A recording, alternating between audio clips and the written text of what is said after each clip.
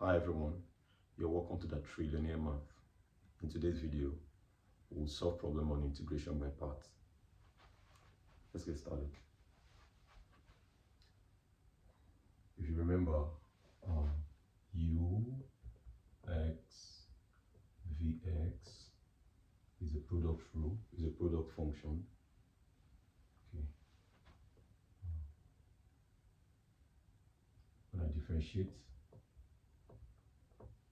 this u and v that are product of u, functions of x, that are both functions of x,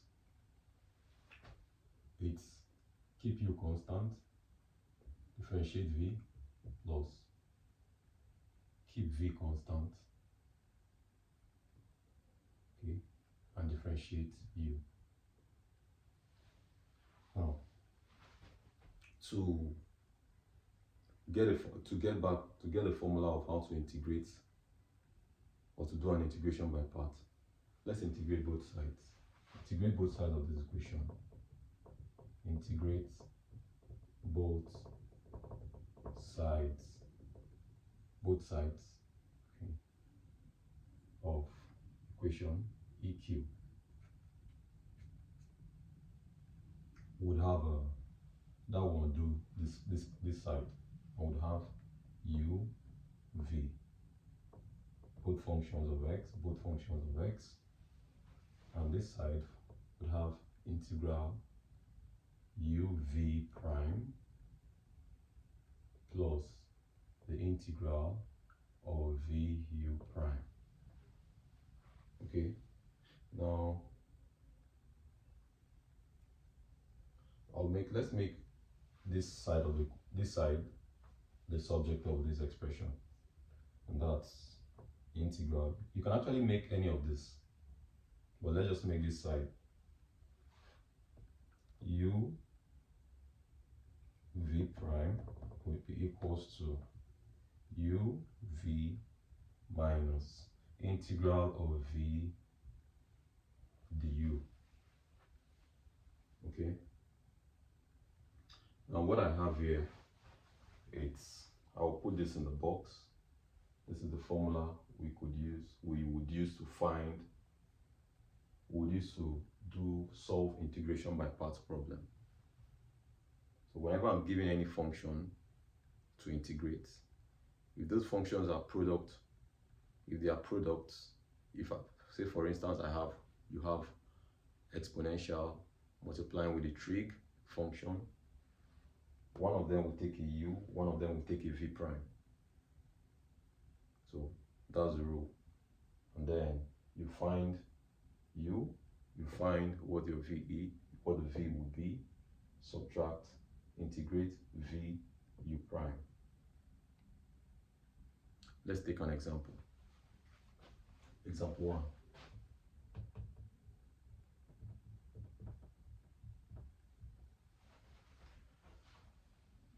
Say you have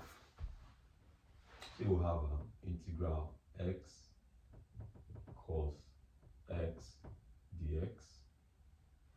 To integrate this function, we'll use our formula here. And before I proceed, when we did differentiation by parts, it didn't matter which of the functions between u and v you keep constant first or differentiate the other. It didn't matter, the order didn't matter. You could differentiate one first and differentiate the other second and keep. But in this case, when you're integrating, when you're doing an integration by parts, which you integrate first, which of the function products you integrate first and which you keep constant matters. Both of them won't lead you to the same answer, and only one is correct. I would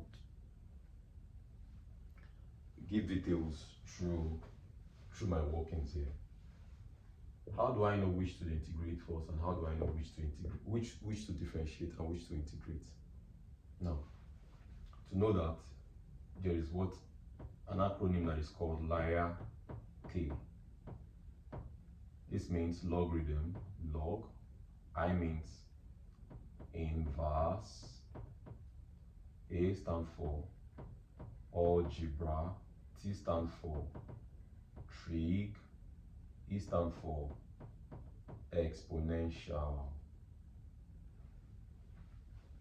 Now, if you take a look at this, what I've written here, below we have an exponential function. I'll tell us the properties of all of these functions in terms of finding their derivatives. The exponential function are infinitely differentiable.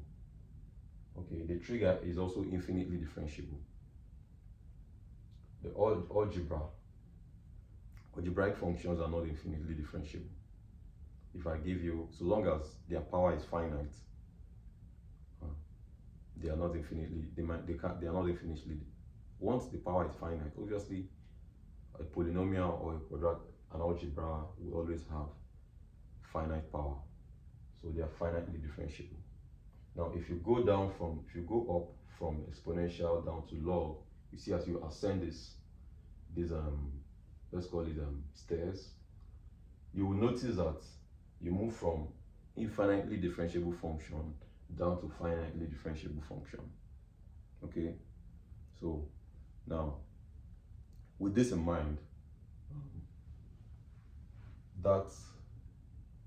so what do you do when you now will have a combination of an exponential and a trig?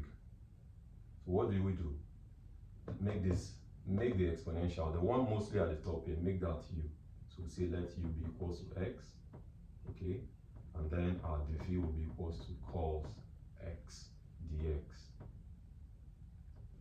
Go here, cos x dx. Now, what do we need next? Given with regards to this expression here, okay, we need a u, we need a v, a u prime, and we need a v prime. So since we have to get our v, integrate this, and we'll have, when you integrate cos, you get sine x. Differentiate this, u prime will be equals to 1. It's equals to 1. Now what do we do? This is integral of u. This is integral u v prime. What next do we need? We need v times u. Hence, u have x sine x minus integral, what's the v? V is sine x times, what's the u prime? U prime is 1 times 1, okay, dx. Yes. Now what do we do next? We would integrate this. When you integrate sine x, we have integrate sine x, it's minus cos x. Hence, our answer is x sine x minus plus cos x. Done.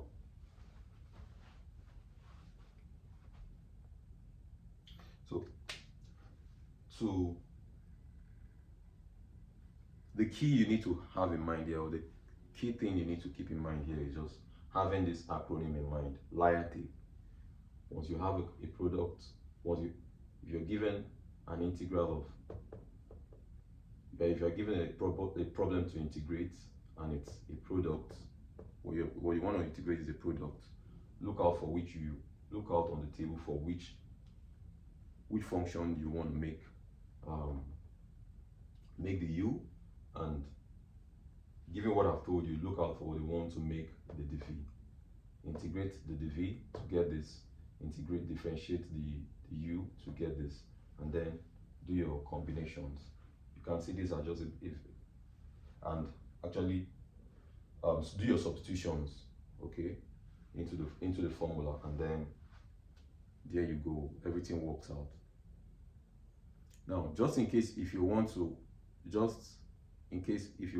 see if your answer is correct, you can actually go back and do what is called differentiate this. You differentiate this function. If you differentiate this function and you get back x cos x, you can can be doubly sure that what you did is correct. But so long as you are able to just work these things all throughout, if you're firm, if you're sure you can just work it out, you don't need to actually confirm it. I thank you all for watching. I'll see you all in the next one.